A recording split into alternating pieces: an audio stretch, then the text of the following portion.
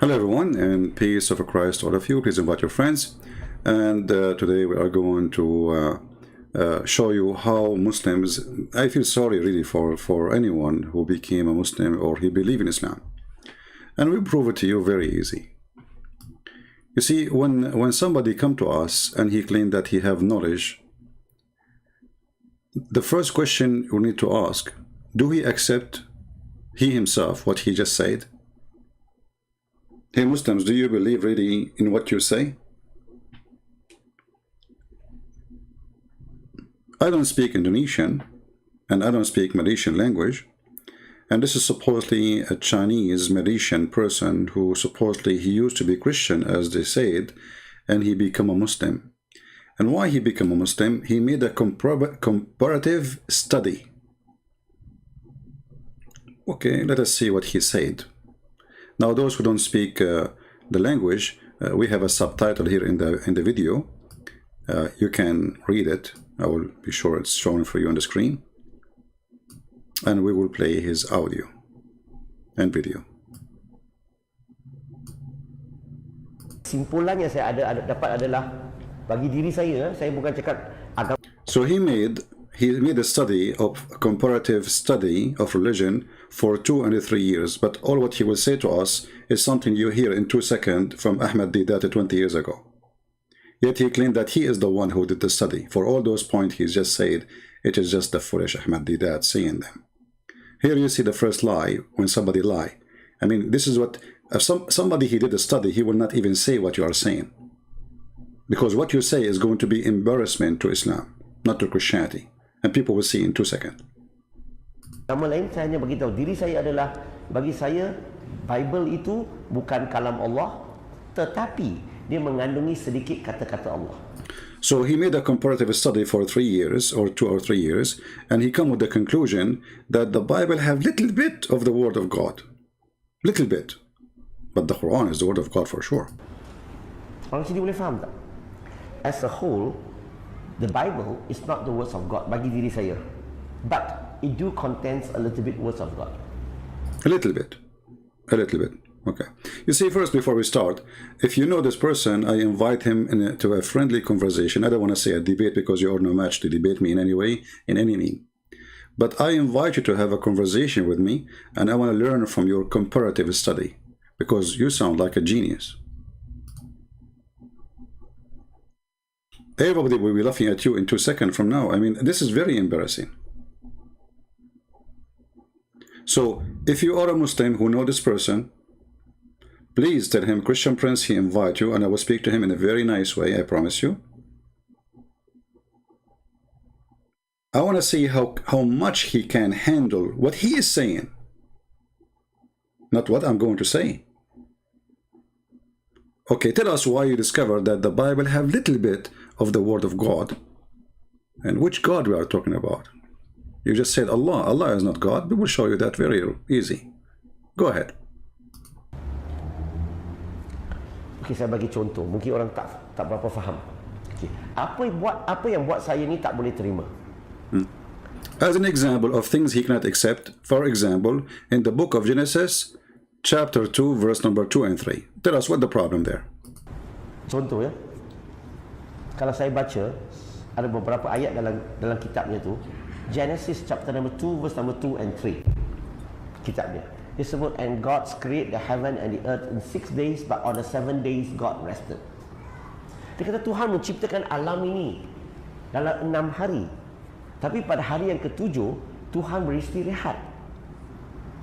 Saya nak tanya, rehat ini sifat Tuhan ke sifat manusia? Okay, so he's saying in the book of Genesis, it says that God, he created the whole world in 6 days, and then he rested in the 7th day. And now he's saying, I want to ask, is resting is a human nature or God nature? You see, when somebody trying to be smart, and I can tell that you are not smart at all, you are just copying Ahmed Didat. Because if we go in the Bible, we see that the Bible says clearly that God never get tired too. So what the Bible is saying that God here rested, it means is done. Rest is no more work to do. But doesn't say that God got tired. So you are a foolish person, and you have a big mouth, and you have no idea what the Bible teach, and this is why you are copying what Ahmad Didat says to you without studying the Bible, without knowing. If we go to the Bible, here we go. This is the book of Isaiah.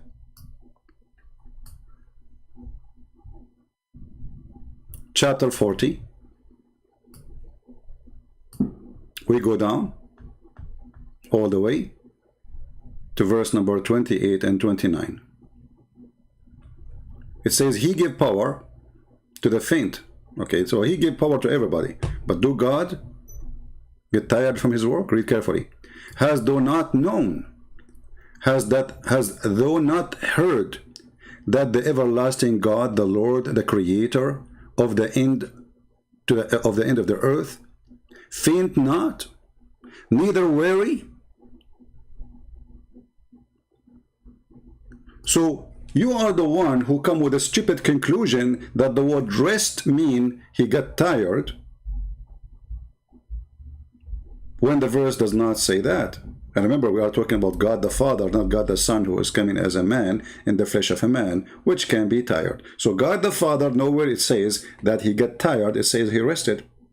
However, I'm going to go with your logic. You just said, do God get tired? It is your God who got tired, and let us prove it from the Quran.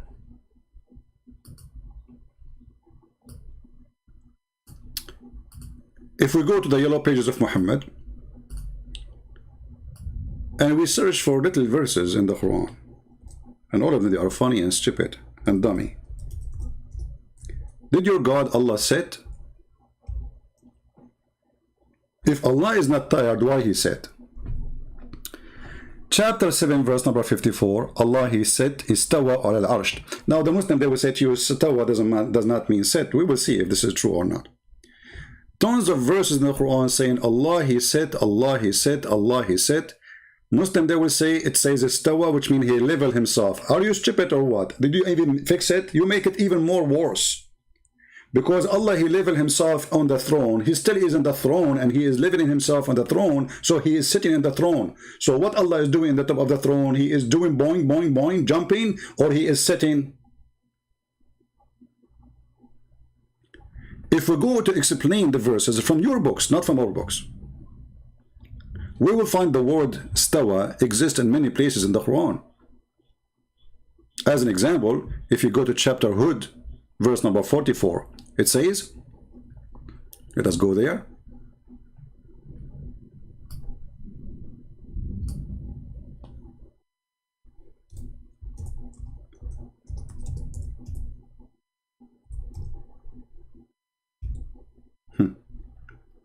Read with me and laugh. This is the word istawa. وَاسْتَوَتْ عَلَى الْجُودِ. What istawat mean? Read carefully with me. This is the translation. This is your translation. And then the ark rest on the Judi. Remember, you are the one who's against the word rest. Now, if we go to the Quran and see what the Quran is saying about Allah istawa, we will find tons of verses. Chapter 20, verse number 5. Okay, what it says, Allah istawa ala al-arsh. And we just showed you from the Quran that the word istawa mean he rests on the throne. The Muslim translation saying he established himself on the throne. How truthful that establishment is. And if God, he finished his work, why even he need to sit on the throne? Throne, all of us, we knew that it's a chair. Even the Quran consider the throne a chair. Actually, there's a chapter, it's called the chapter of the chair, the kursi.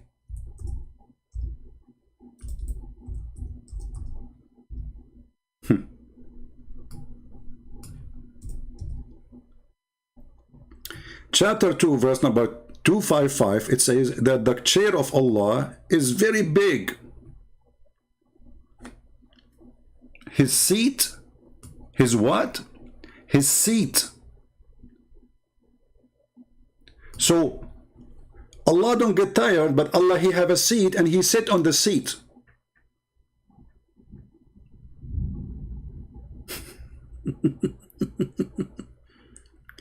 And remember, the seat is physical. Seat is not metaphorical. Even the Quran says that there is 8 goat, which supposedly are angels. They have 4 faces: face of a lion, face of a human, face of an eagle, etc. They are carrying the throne of Allah. And as you see here, it is a seat. And his seat is so big, for sure, because the ass of Allah is so big. Always the seat will match the ass. It's not going to be, there's no way that Allah's ass is small and the seat is so big. That would be funny, right? So the seat fit with the ass of Allah. So here we ask you now, Allah, if he is God, how Allah is inside his seat or in the top of his seat? Actually, things get even worse. The seat of Allah go and was floating like a duck in the top of the water. You see, the stupid Muhammad, he copied verses from the Old Testament where it says that the Spirit of God is above the water. Muhammad, he made it the chair of Allah above the water. So Allah was like a duck or floating in his, so I can imagine his chair is made from bamboo, you know, made by some farmers from Indonesia, and he is sitting on the top of it, and he is in the top of the water. If we go and see the verses,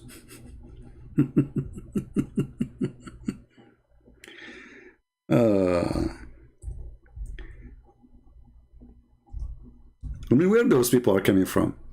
And those people are the one who goes and people listen to them and they are going to teach you about religion, about God, and why I converted to Islam, and Islam is so good and the Bible is wrong. Now, based on what you said, the Quran is very wrong. Let us see.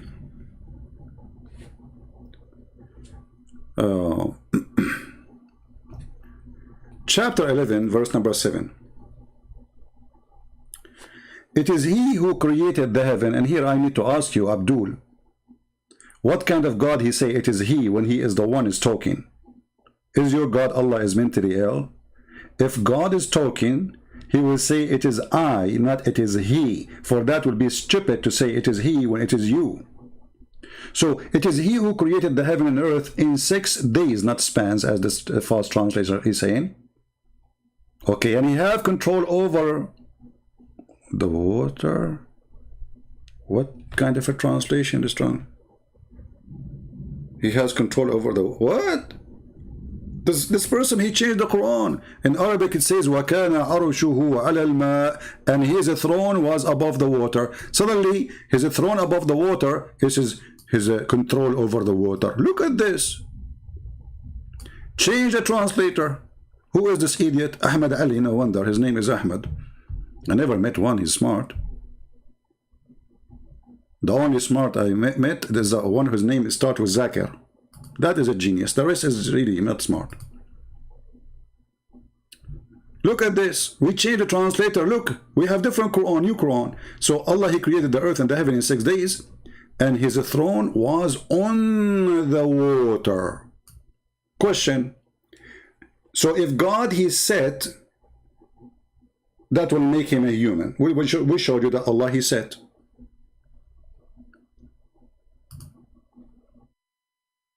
Allah, he rest. Allah, he said. In case your memory is short, we can refresh your memory for you. Allah, he do said. And now we are showing you that Allah's throne is above the water. Actually, it is on the water, not above, because above it can be maybe flying like a spaceship. It is on the water. Question. How Allah's chair is bigger than the whole universe? Actually, it's in the size of the universe. Yet his chair is on the water.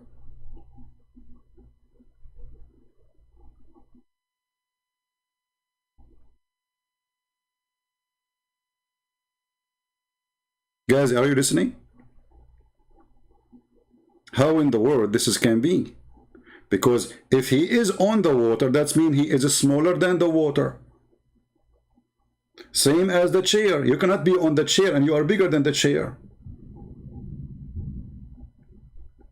So by saying actually that Allah is on the throne, and that is a physical throne, Allah physically exists on the throne. That means Allah is located in a location, and He is located physically. And then you are saying to us, this is a description of a human, but this is a human description to be physical. This is a human description to be located in a place. This is a human description to be sitting on a chair. And this is a human description to say that I created the earth and the heaven in 6 days, and then now I am sitting on the chair. Why? Because obviously I'm tired. Otherwise, why somebody want to sit in the chair if he's not tired?